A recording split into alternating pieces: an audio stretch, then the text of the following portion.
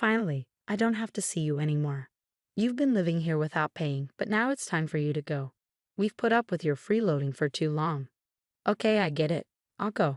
Thanks for everything. I packed my things fast and left the house where I'd been living with my in-laws. I saw my mother-in-law smiling happily as I left. I chuckled to myself, putting on a sad face, but I knew what was coming for this house next. Hi, I'm Emily, 32 years old, and I work from home. I've been married to John for 5 years. We were happy together, but things changed in our fourth year of marriage. Suddenly, my father-in-law got sick, and we had to move in with my in-laws to take care of him. We thought it would only be temporary, but John's the only child, so we ended up staying longer to help out. I even thought about quitting my job to take care of him, but luckily, I could keep working from home. Living with my in-laws was chaotic at first, but then came some issues, especially with my mother-in-law. Emily, when are you going to start doing some housework? Get cleaning and cook dinner already. I'm not just lazing around, mother-in-law. What are you talking about? You're always on that computer, surfing the web. You must be goofing off instead of doing work. The idea that using a computer means wasting time is old-fashioned. I got special permission to work from home. I didn't want to waste the skills I've worked hard to get, so I balanced my job with taking care of the house and my father-in-law. It felt good when, after about 3 months of hard work, I managed to earn as much as before. I had to work extra hard because it was tough to manage on just John's income. I'm glad we'll finally have some extra money. I want to save up, I thought. But things got harder for some reason. It seemed like our savings were just going down. When I checked our spending, I realized John was spending a lot. And I found out my mother-in-law was spending a lot too.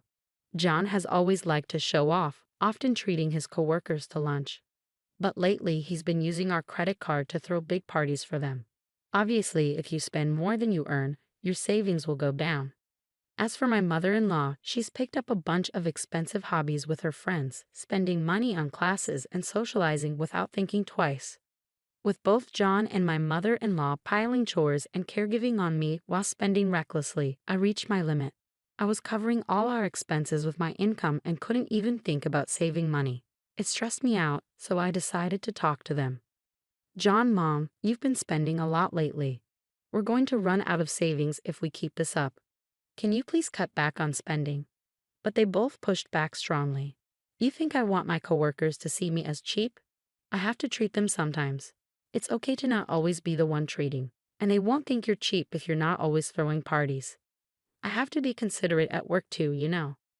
It's one thing to treat your coworkers to lunch, but taking them to a bar on your tab? How does that have anything to do with work? You're just doing it for fun, right? And don't pretend you don't know. You come home drunk and brag about it. You're having way more fun than talking to your own mom. You see what I mean, right? Haha. I go to my classes too, to have fun with my friends. Are you saying I should just stay home? You're not being a good wife. You, who only know how to do housework, have no right to tell me what to do. Why is she acting so superior when all she does is stay at home? I work too, you know. I earn money and help with the household. I'm also taking care of your dad, not just doing chores. Stop lying. My mom takes care of Dad, and since you're not even going to the office, you're not making much, are you? Who do you think you are, acting all superior just because you work part-time? I was stunned, speechless. It seemed like they didn't understand that I was really working, taking care of the house and my father-in-law, all while earning money. And my mother-in-law seemed to have told John that she was the one looking after my father-in-law, making me seem lazy. I thought about leaving many times, but I stayed for my father-in-law. He's always been kind to me since I married John, always saying, Emily, I'm sorry you have to put up with so much. Father-in-law, I don't mind taking care of you. What are you talking about? I feel bad needing care, but I feel worse about how your son and wife are treating you. They're taking advantage of you, aren't they? Well, yes, we couldn't make ends meet with just John's income. It's all thanks to your hard work that we're getting by. Father-in-law, you knew. It turned out my father-in-law had known about our household situation all along. Whenever he needed care, he'd thank me and speak kindly to me. I loved him dearly, so taking care of him wasn't a burden at all. But I worried about what would happen to him if I left.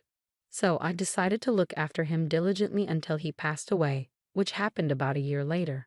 At his funeral, I cried the whole time, grieving deeply for him.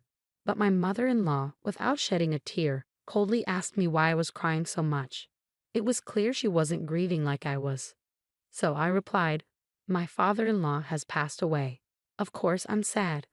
I've been taking care of him all this time."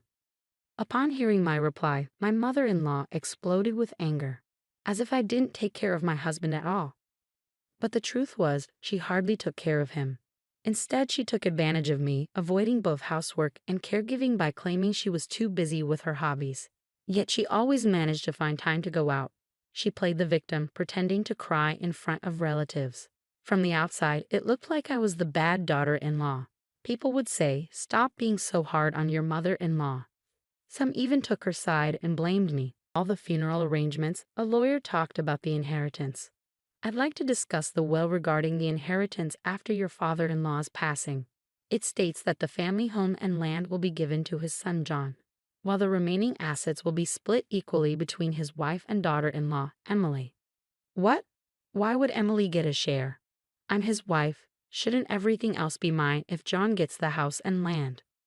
Your husband wanted to acknowledge Emily's dedication to his care. He wished to leave her a portion of the inheritance as a gesture of gratitude. This was his decision, and it cannot be changed. Ah, I understand now. So Emily was just looking after him for the inheritance. Why would you think that? It must be. Why else would she dedicate herself to caregiving? I've had a good relationship with my father-in-law ever since we got married. I took care of him to repay his kindness. If you think it's impossible, why did you push the caregiving onto me? Mother-in-law, why would you belittle me like that? Don't talk nonsense. I understand now, so let's just leave it at that. When the lawyer was there, my mother-in-law couldn't say anything rude, so she kept talking, looking annoyed. He made that decision. Well, I suppose it's a way of saying thank you for taking care of him. There's no other explanation. Then the lawyer kept talking. Can I go on? Your father-in-law wrote a note saying Emily doesn't have to look after him anymore. When the lawyer said that, my mother-in-law's face, which had been angry before, suddenly changed to a happy smile. I got it. I get what it means now. Oh, what do you mean? My husband looked confused by his mom's sudden excitement. It means Emily doesn't have to stay here anymore. Since she won't have to take care of my husband, the money split wasn't a thank you, it was just like a goodbye payment. My mother-in-law twisted my father-in-law's will based on her own ideas. She misunderstood it the way my father-in-law, and I wanted her to misunderstand it. Actually, before my father-in-law passed away, we talked about this.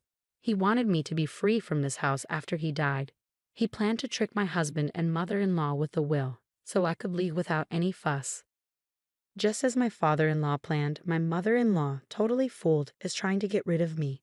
While hiding my true feelings, I acted shocked by the will, saying, "Oh, father, why would you do such a thing? See, even my husband doesn't see you as his precious daughter-in-law. John, you don't need Emily anymore, right? Just divorce her already." John, you wouldn't suggest divorce, would you? I looked at John with tears in my eyes.